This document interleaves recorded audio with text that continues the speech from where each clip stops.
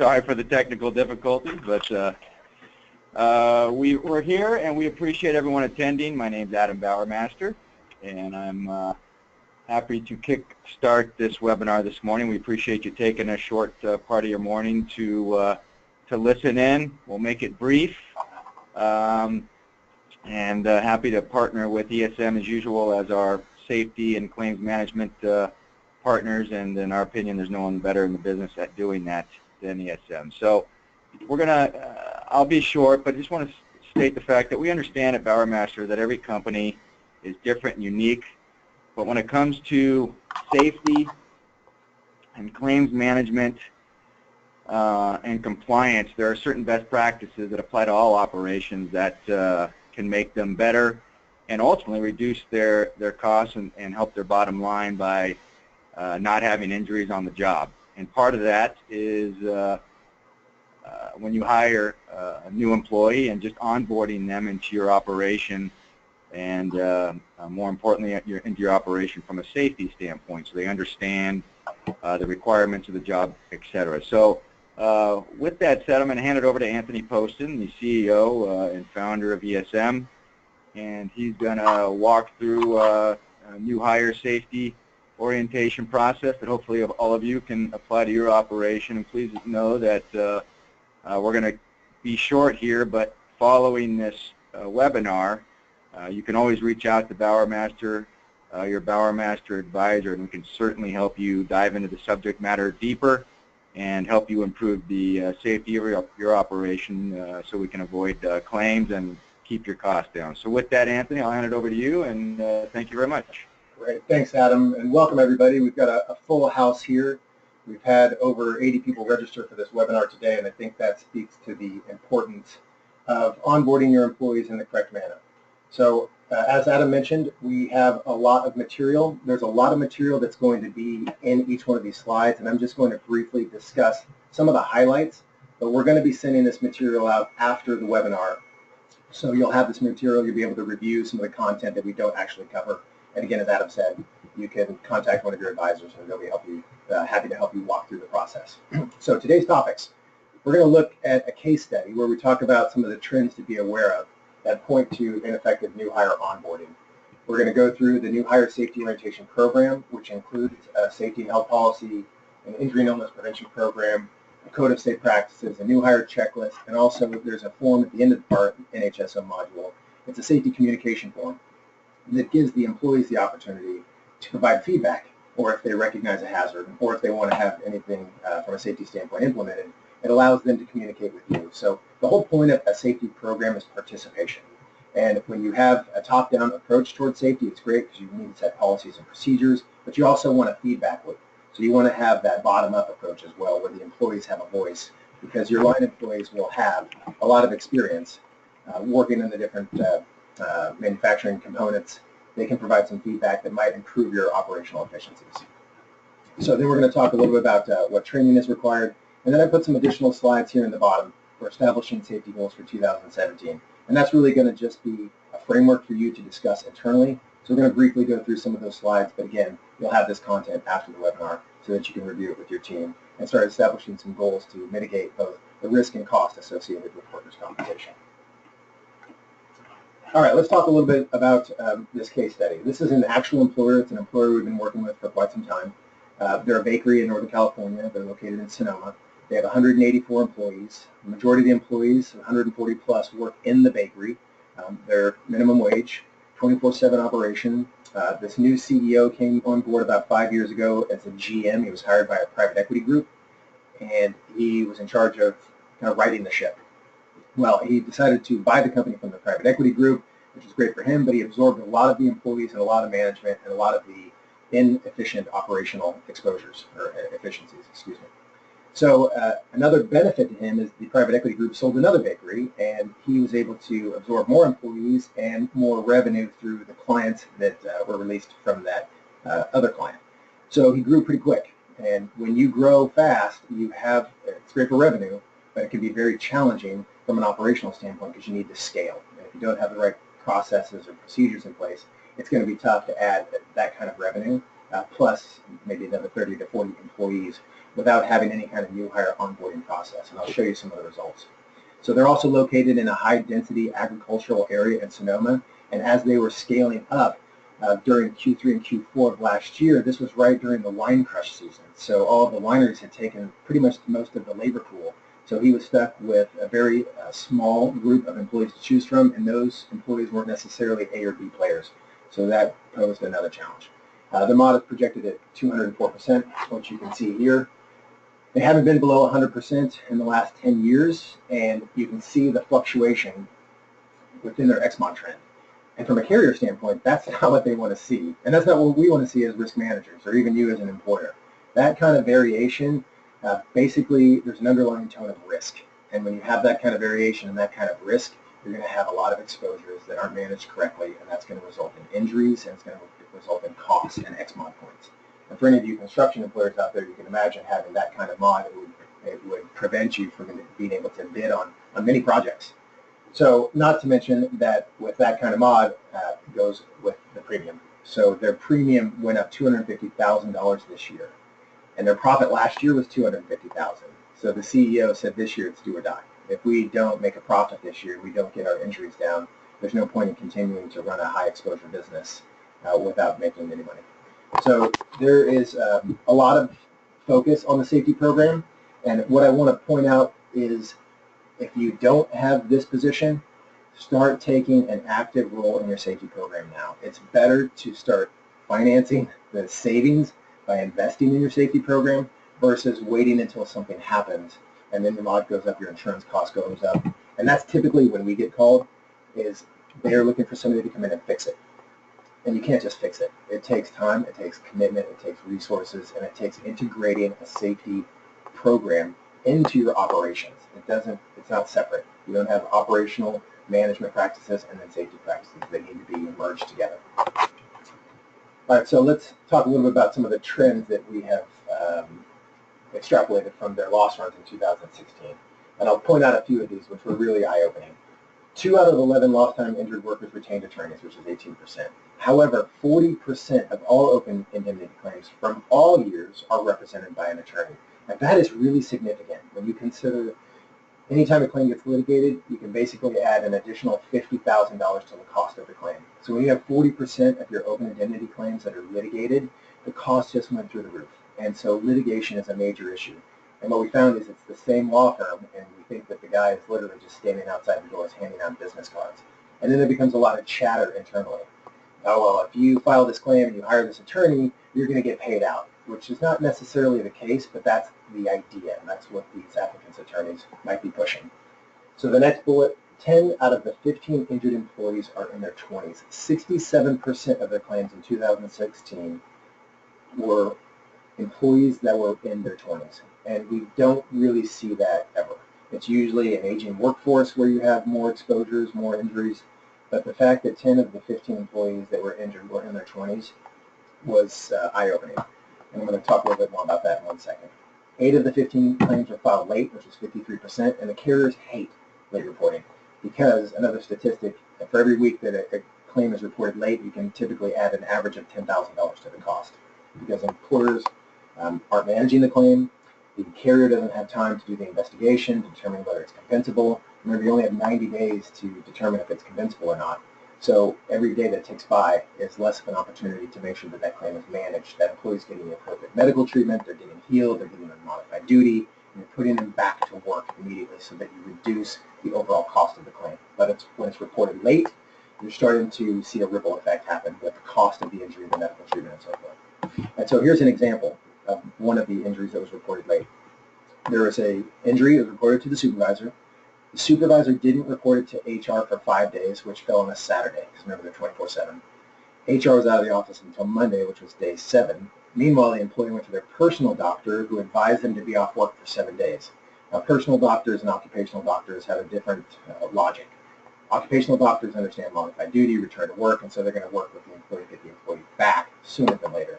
Personal doctor, they don't really take that into consideration. So HR then reported the claim to the carrier on day 8. Meanwhile, the temporary disability clock is being calculated, or is processing. So for every lost day, You're paying temporary disability, which you can take an average of $100 per day temporary disability rate. So for 7 days, it's $700. That TD goes into calculating your XMOD, which calculates your insurance premium. Now, $700 might not move the needle too much, but when you have this high frequency of claims, this high frequency of late reporting, it really starts to take an impact, 4, 5, 6, even 10 points on the mod over the course of 3 years. And your advisor can help you calculate what type of premium that is affecting you or impacting you. So HR reports it to the carrier on the 8th day, on the day 8, and now the employee must go through the proper medical channels, their medical provider, to make sure that this claim gets managed correctly now that it's a workers' comp claim. This last bullet, 12 out of the 15 injured workers were hired within the last 2 years. And I've highlighted those, the one in the middle and the one at the end. 10 out of the 15 injured employees are in their 20s, which is 67% of the injuries, and 12 out of the 15 injured workers were hired within the last 2 years. So right there, we knew that we need to really look at onboarding. What kind of new hire procedures do we have? What kind of hiring practices do we have? And then once we have the employee and they're being put on the line, it's not just that they have a breath, it's that they've been trained, that they've been supervised. So what kind of standard operating procedures do we have to ensure that this employee is going to be successful? Because even if they're in their 20s, they're not conditioned for the type of employment that they're going to be doing. They might have worked somewhere else, different kind of conditioning, but now that they're going to work in this bakery, for example, they might not be conditioned to that employment. So it's really important that you onboard them successfully by providing the appropriate training, providing the appropriate supervision, and making sure that this employee is set up for success. And that will help curb your injuries. I'm just going to run through this real quick. These are, when we're reviewing the loss runs, these are just some examples of what we came back with. And I encourage all of you to get loss runs on a monthly basis. If you're having injuries, you want to make sure that you keep your thumb on it, because if you don't, that injury can continue to expand, and that will cost you more in the long run. So other things that you can extrapolate from the loss runs are trends. For example, I'll look at a few of these. A 29-year-old female production line worker was leaning over to pick up a wooden pallet when she felt pain in her back. So right away, I'm thinking, what kind of material handling, what kind of back training are we providing? And you can see the date of injury is less than a year. Left middle finger was caught in between the belt and the grinder, which stopped the machine, causing a finger laceration. Well, where's the machine guard? That should have been caught through some form of inspection of the premises. And you can look at the injury date. Again, we've got about 6 months. The next one, when she moved the bread shelves, 2 trays of bread fell on her and struck her head. She fell on her knees and everything went black. So again, we go back to material handling, loading, and unloading. So the first 2 out of the 3 injuries that we reviewed first are all related to material handling and back safety. And as we extrapolate more, we notice that that's one of our primary loss leaders. So then we roll back and say, okay, what kind of training are we providing? Both new hires and then refresher training throughout the year on proper material handling, proper lifting. And what other engineering practices can we implement? Do we have to have 50-pound bags of flour? Do we have to move this product from here to there? Is there another way we can do that that's going to reduce strain on the body and increase efficiencies? And then this last one, this one I thought was really interesting. This 46-year-old production worker performing repetitive duties now alleges back, stress, sleeping anxiety, depression, headaches, and he was injured while pulling a heavy machine. We'll look at the hire date, 1/16/2016, and look at the date of loss, 2/2/2016. So basically 2 weeks this employee was rehired and then got injured. So why did we let this employee go initially? If we're growing and we're letting this employee go, that's a red flag that we should not be rehiring them. So some things to look about and think about when you're looking at your loss runs. Be sure to contact your advisor. You guys can work through some of the loss runs, collaborate on what trends you're seeing, and then roll that into a strategic plan on how you're going to mitigate some of those trends. Here's an interesting injury that happened literally while we were in a safety committee meeting with senior management talking about injury trends, new hire safety orientation, and worker instructions of new employees. They had a temp employee been there less than 2 weeks, slices off the tip of his finger. So they hire him, they put him on the line, they don't provide training, they don't provide supervision. He sticks his hand in under a belt that says, do not place hand here, and he slices off the tip of his finger. And what was more disheartening was that while they're treating the employee, the lead is continuing to move production. So they're continuing to bag bread while some of it had blood on it. Now that's a violation of GMP, and that made me feel we're not providing any training to the leads or supervisors. What qualifies them to be a lead? They need to be competent and qualified, and you as the employer deem that. And if you have an employee, a lead especially, that's doing these types of practices, that is not a lead. And you need to review what your supervisory and lead training is to make sure that those people who are leads are setting an example. So as I mentioned, this happened during the safety committee as we were discussing job training and loss training. And this was a perfect example of why we really needed to look at new hire safety orientation. So these were the resulting initiatives after we did this deep dive. We started looking more at loss runs, OSHA 300 logs, XMOD worksheets. We're trying to extrapolate additional trends so that we can have a really good understanding of what the data is telling us. What supervisors are having the most injuries, what shifts. So we start focusing and drilling down into where our primary exposures are, and then that rolls into our strategic plan. We start looking at new hire job training. We also look at hiring practices. And as you can see that bottom bullet point, we started looking at the temp agency vetting process. We give a job description that has the physical demands. Why are we getting employees that don't fit that criteria? So we put some of the onus back on the temp agency relationship because they're hiring people, we're spending time interviewing them, and if they're not qualified, we should be telling the temp agency that this type of person does not fit our data set. We also developed job safety analysis and standard operating procedures, which in other words are worker instructions. We developed a preventative maintenance schedule for all of our equipment. So we have a JSA that tells each employee how to operate each piece of equipment safely. And that JSA becomes standard. So prior we had Joe, the employee, working the machine in one way, and then we had John, the other employee, working the machine a different way. Now we have a new employee that comes in, and visually they're learning from both, which doesn't make one better than the other. We just need to standardize the process, reduce the variation, reduce the risk, and provide standard training so that every employee goes through the same process. It's that consistent message, that consistent process that's going to allow you to manage the employees better. Now, if an employee does anything outside of the process, well, if it results in an injury, that's a disciplinary action. Unfortunately, there's an injury. But now you have teeth to your program to say we provided worker instructions, we trained the employee, they did something outside of what they've been trained to do, and I have their signature on this training attendance form, so that's a violation of the safety program. And that rolls into your IIPP, which we're going to talk about in a few slides. We talked about lead and supervisor training, experience and knowledge. We reviewed job descriptions and put together a training schedule. We wanted to make sure that those leads had the tools to be successful. And Cal-OSHA has a quote, be a supervisor, go to jail. So you want to make sure that you're training your leads and supervisors to be competent and qualified, and you have the confidence in them to make sure that they're doing the job correctly. They're supervising the employees, they're training the employees, and they're reporting to you if there are any questions or concerns about any specific employee. We also established 30, 60, and 90-day goals to improve operations. So we're drilling down into the data on a monthly basis to make sure that we're curbing these trends.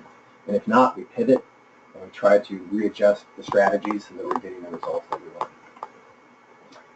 Okay, that was a mouthful. So that is a high-level overview of how you can start looking at trends.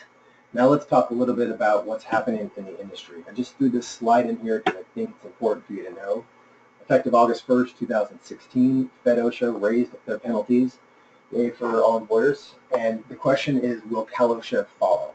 You can see there's a link here. Again, you'll get the material. You can take a look and read a little bit more about it. But here's an excerpt from the article. The maximum penalty is not the only change affecting OSHA as shown below. You can see the revised penalty rates for employers based on the type of citation. All the more reason to really get your arms around your safety program, new hire onboarding, everything related to preventing injuries and reducing risk. Okay, let's get into the bulk of the presentation. New hire safety orientation. Under Cal-OSHA, all employees are required to be trained on the hazards of the job before they begin work. So as we reviewed in prior slides, not providing new hire training can result in higher frequency of injuries, higher severity of injuries, more exposures than you want to have to manage. And a side note, we are spending so much time at this organization now focusing on their safety program that they're really not focusing on what they do best, which is production, baking great breads. And so they're literally all of their efforts. When we have a safety committee meeting, it's all of senior management, it's all of the decision makers, and that's a lot of payroll sitting in a room trying to figure out how to reduce our risk and reduce our cost of workers' compensation, as opposed to that payroll being spent in production and generating revenue and profits, which can then be kicked down into better earnings, better benefits, more opportunities for employees, additional sales revenue, all those things that go along with running a business. But instead, we're focusing on the do-or-die situation of reducing our risk so that we can continue to stay in business. So in our new hire safety orientation module, it helps satisfy the Cal-OSHA compliance requirement, which consists of a safety and health policy, which is element number 1, and we'll talk about that in your IIPP, your injury and illness prevention program, a code of safe practices, a new hire orientation checklist, and then we also have a safety communication form that we provide to employees to have that opportunity to have a voice, and again, that feedback loop that comes from the bottom up. So while this is a new hire safety orientation module, we're providing it to all new employees, we also recommend that you roll it out every year. Roll it out in January as a refresher and a reminder to all employees that this is our safety handbook. You need to sign off that you've received it. You need to read through it. If you have any questions, you can let us know. And then through your safety training program, you're going to take bits and components of this new hire safety orientation and drill down into more specifics, such as housekeeping, emergency procedures, code of safe practices, and so forth. Move on to the next one there. All right, so let's talk about the first section, which is your safety and health policy. It's also element number 1 in the IIPP. And what I like about the safety and health policy that we put together is that it defines the principles and values of your company's safety program. And that should correlate with your overall core competencies, the core values of your organization. For example, the health and safety of our team is the most important part of anything we do. The human component of your business, those are the biggest assets that you own. And so you want to take care of those assets and provide them with the appropriate tools and training to be successful. And management leads the way by providing a safe work environment. You don't want to put an employee into a serious situation or a serious exposure without providing them training. That would then be deemed serious and willful. And if you caught that on one of the OSHA penalty slides, the penalty is significant. So you want to make sure that you are well aware of all of your exposures, you're providing the appropriate training, and that those employees are set up for success. The next portion of this safety and health policy is defining the responsibilities of all employees at all levels. Executives, safety managers, directors, managers, supervisors, employees, the entire organization. And nobody is above the safety rules that you set, because that sends the wrong message. When you signal that one employee has been doing it for 20 years that way and he's never been injured and that's okay, versus the policies and procedures that you've set that everybody else is following, that's cancerous to the safety program. You want to make sure that you define those policies and procedures and everybody adheres to them, and that's how you manage safety. So this is the first step in establishing a totally effective safety program. And so once you've developed the safety and health policy, roll it out to all employees. Make that your first step in your safety program. So I know many of you probably already have safety programs. Now that we're in January, we're looking at 2017 in front of us, it might be a good time to do some refreshers. Start reviewing some of the policies and procedures and re-communicating those messages to your staff, because as we've seen, the workers' comp rates are going up, Cal-OSHA penalties are going up, all the more reason that you should keep your arms around the safety program to prevent injuries, 1 on the human side, because you want people to be safe, 2 on the business side, because it's good business. All right, let's talk a little bit about your IIPP, and I'm going to first state that I have seen hundreds of IIPPs. A lot of them are 100 to 200 pages long, and that's just wrong, in my humble opinion. The IIPP is the umbrella to your safety program. It needs to satisfy 8 critical elements, so you need to state how you're going to do that. And now anything underneath that is going to be how you implement the program, and that's really where the teeth are. But when OSHA walks in, and if they walk in, and they ask to see your IIPP, it shouldn't be more than 15 pages. It should be a high-level overview of how we implement the program, and then when you actually implement the program, you're going to have signatures on training, policies, procedures, JSAs, all of those components that make a robust, world-class safety program. So let's look at the first 4 elements. Safety responsibility is assigned. And as you noted in that safety and health policy that we just talked about in the prior slide, that is the first element in the IIPP. So we've already done that, so check the box. And you can see here I put NHSO at the end. NHSO, your new hire safety orientation module, is going to help you comply with that first element. You need to establish a system for ensuring compliance. You want to write safety rules. You want to communicate those employees, train those employees, make sure everybody is adhering to those rules. And then there are consequences for non-compliance. And what I have found, and I'm sure many of you have probably said this, oh, that employee, I should have fired him 2 years ago. And now they're injured, now it's litigated, and now you can't get rid of them. So when you have these safety rules and there's continued violation of those, now you have the teeth to discipline the employee, retrain the employee, or terminate the employee if needs be. But those types of employees can be very cancerous to a safety program. So you want to make sure that you keep an eye on them and take appropriate and swift action. And that's really the hard part about being a supervisor, is having to take action. Everybody wants to be friendly, but unfortunately, when people get injured or when an incident occurs, it can affect other people, it can affect equipment, it affects the whole operation. So you want to try to nip that in the bud when you can. So effective safety communication, number 3. If you have a safety committee, make sure that you have standard safety committee attendance sheets and agendas, and you have initiatives that there are each of the committee members have responsibility for. And you want to communicate that with the employees, that these are our safety policies. This is what our safety committee came up with, our strategic plan. This is how you fit into that program. We need your help. If you have a safety bulletin board, putting up different posters and postings of different types of training. And for those of you that have safety training posters that are out in the shop or out somewhere in your production plant, those get lost after 2 weeks. They just become part of the wall, and people don't pay attention to them anymore. So it's good to refresh those every now and then. And have a monthly safety training schedule.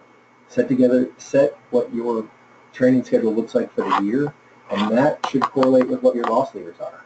If you can define your top 3 loss leaders, then all of your training should be focused on that. And if you can reduce those loss leaders by 25 to 50%, then you're going to get the results that you want.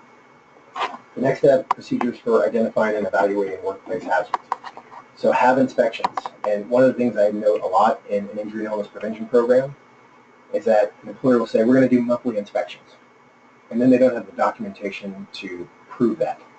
So when you're writing your policies, give yourself some flexibility. Things like, we will periodically do inspections. And there, if you do it monthly, weekly, semi-annually, you're in compliance. And if you're doing it more regularly, then you've got a best practice that goes beyond what you've built. And so the last comment I want to make on this slide is you'll notice on elements 1, 2, and 3 I put NHSO. And the NHSO module that we put together will help you comply with these first 3 elements of the program. So you're already setting a very solid foundation in establishing your safety program. And by the way, we're going to be rolling out, I think you might have all saw this, we're going to be rolling out a sample new hire safety orientation. So we're going to give you some ideas and some framework and how you can build your own. And then, of course, if you have any questions, please contact Bowermaster. We'll be able to work with you on making sure that yours is compliant as well as sufficient to roll out to all employees. All right, the next 2 elements. Number 5, investigate injuries and illnesses. The main point of an accident investigation is to determine the root cause and then make sure that injury doesn't happen again. That's the ultimate goal of investigating injuries and illnesses. And remember, you have to report it to the carrier within 5 days. So make sure that you've got good communication channels with your supervisor or safety manager who's conducting the investigation. Procedures for correcting unsafe or unhealthy conditions. Again, through your inspection process, through your investigation, you're finding some deficiencies, and you need to correct those in a timely manner. And having those documented on a standard form, again, you want to standardize everything so that you have consistency. It's not one person has this form and another person has this form. Use one consistent form that you all agree to and make sure that it's done consistently. That standardization is, 1, your affirmative defense when Cal-OSHA comes asking for your inspection reports, but 2, it's also a great tool that each committee member on your safety committee or your senior management team, you can review, and then you can identify where we have some deficiencies and what's going to take to improve those. Element number 7, safety training. I can't say it enough, document it, document it, document it. And if you haven't, then it's all hearsay. If you didn't document it, you didn't do it. And so when you're providing any kind of training, you want to make sure that the employees have signed off that they've received it. Because when OSHA asks for your safety training material and you don't have any documentation, if you didn't document it, you didn't do it. And we're dealing with one employer right now who had a lot of forklift training that was all done verbally and visually, but no documentation.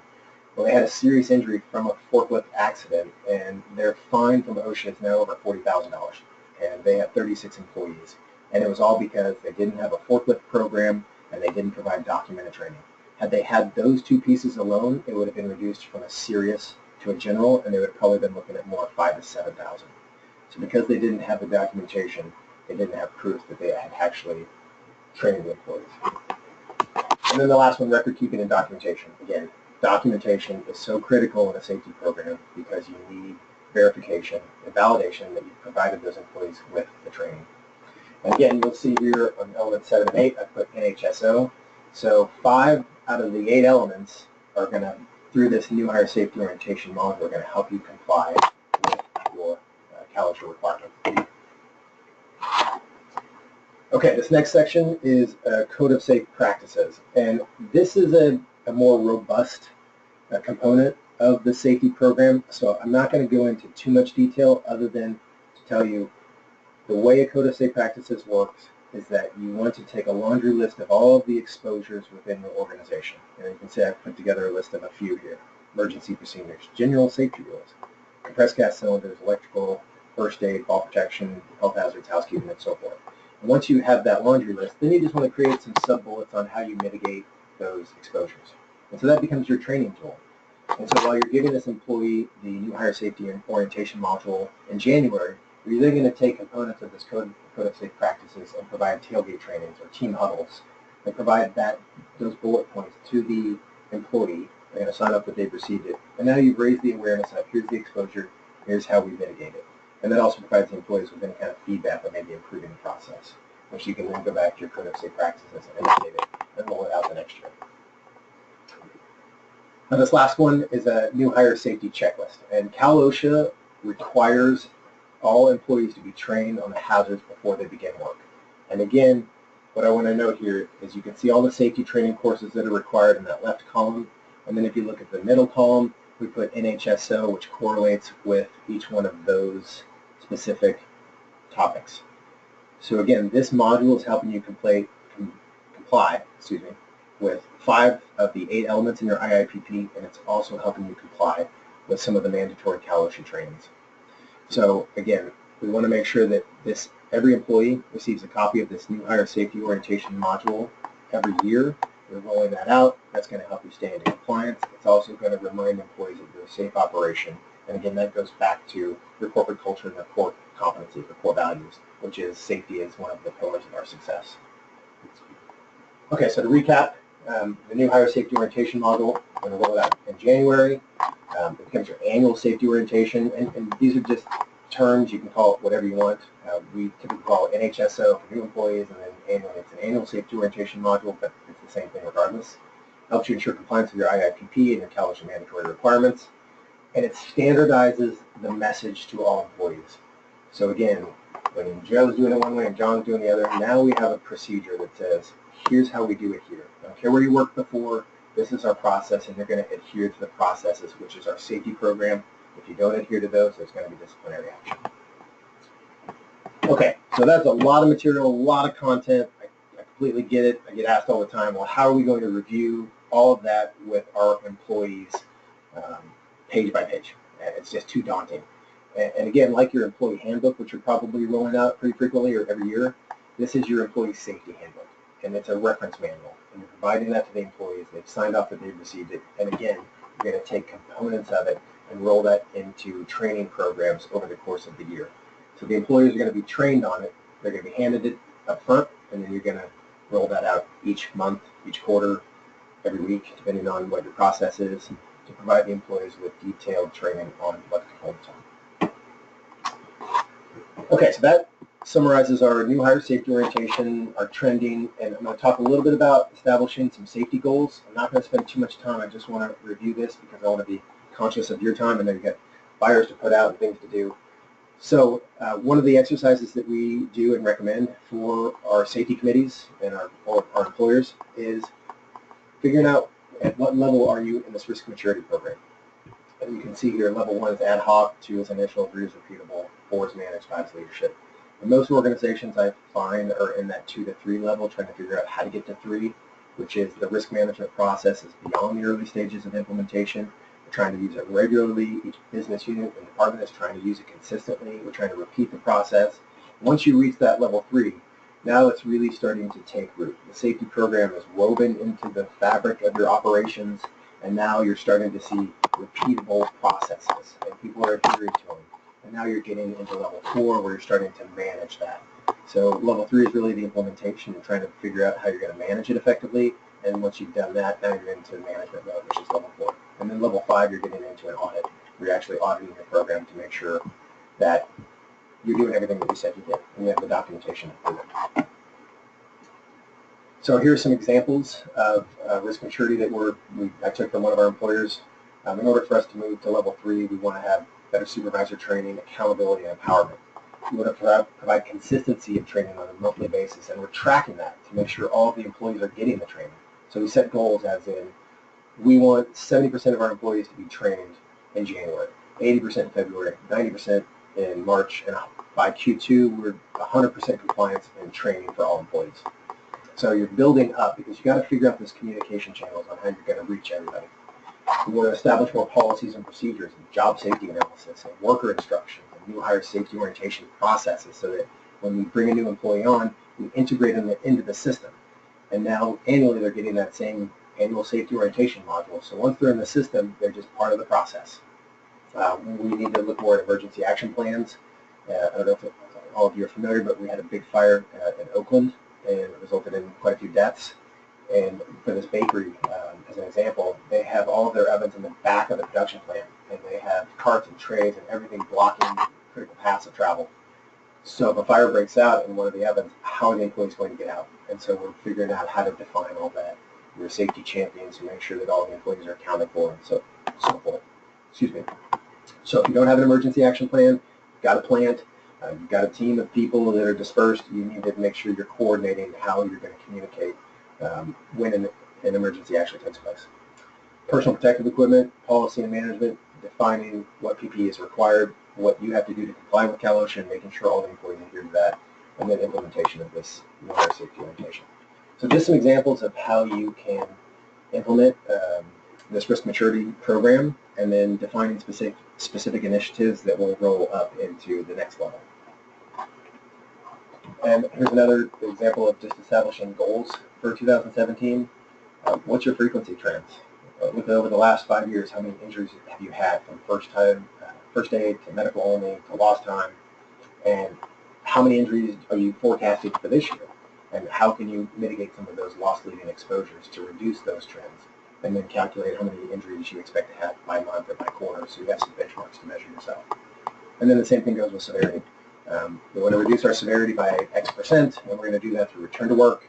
We want to report our injuries timely to the carrier so that they can manage them efficiently. We want to have new claims management procedures so that we're managing those claims, reducing the milestones so that the claim costs less than it has in the past. We want to develop job safety analysis. We want to do worker instruction, so we're training our employees on how to use the equipment, what our processes are, and we're standardizing that so we reduce the variation and reduce the risk. We're providing training on a consistent basis. We're developing a return to work program, so we have modified duty, what we call temporary alternative duties or TADs, and we want to reduce our lost days to less than X%, and you can determine that by looking at your OSHA 300 logs and creating an average of how many lost days you've had over the last 5 years. And remember, as I pointed out before, temporary disability is being paid when you have an employee that's off work. So you're paying temporary disability plus their wages, and so that's going into the calculation of your XMOD. So if you reduce that temporary disability payment, then that helps control your XMOD in theory. So take a look at what kind of modified duty you can provide to any employee, getting them back to work the next day, and they will heal faster when they're around the people that they work with. And again, this is a high-level overview, a framework for you. We can definitely drill down into more detail if you'd like, but this will give you some exercises to go back to your own organization and start putting together some goals for the year. Here's a few website resources. The DIR, Department of Industrial Relations, is full of information from workers' comp claims forms to everything OSHA. So if you have any questions regarding what the OSHA standard is, it's really boring reading, so maybe read it before you go to bed or it'll put you right out. The safety BLR is a bunch of safety tailgate talks that you can download from their system. You just have to sign up. BLS.gov, Bureau of Labor Statistics. If any of you ever get a form or a letter from OSHA asking for a copy of your OSHA 300 log, what they're doing is taking a sample of employers from every different industry every year, and they take all of the information from that, they provide it to the BLS, and that gives the BLS an incident rate average per industry. So you can look up what the incident rate average is by your industry, compare it to yourself. There's a calculation. You can see I put a calculator tool right there that's on the BLS. So you can calculate what your IR is. You can compare it to what the industry average is across the U.S., and then that'll help you, again, benchmark some of your goals. And that is it. So a lot of information we covered. We're going to be sending out this material, this PowerPoint. We're going to be also rolling out a new hire safety orientation module for you as a framework. Again, if you have any questions, please let us know. Otherwise, I'll turn it back over to Adam to close out. Thanks, Anthony. Thanks, everyone, for your time. We will be sending this slide deck out to everybody, so you don't have to take copious notes, and we'll also include some additional new hire safety orientation documentation to support your process. But know that we're here for you at Bauer Master. We have a lot of these injury and illness and safety practices packaged and ready to deliver to you, so please make sure you're talking to your advisor about how we can support your safety and your overall workforce management, from safety, from HR support, benefits, wellness, workforce management encompasses all those elements, and Bauer Master can support you in that regard. So we look forward to more seminars and webinars this year. Please mark your calendars on February 28th. We are having our annual HR seminar in Orange County, so hopefully you're getting those email blasts, and enjoy the rest of your day. Thank you so much.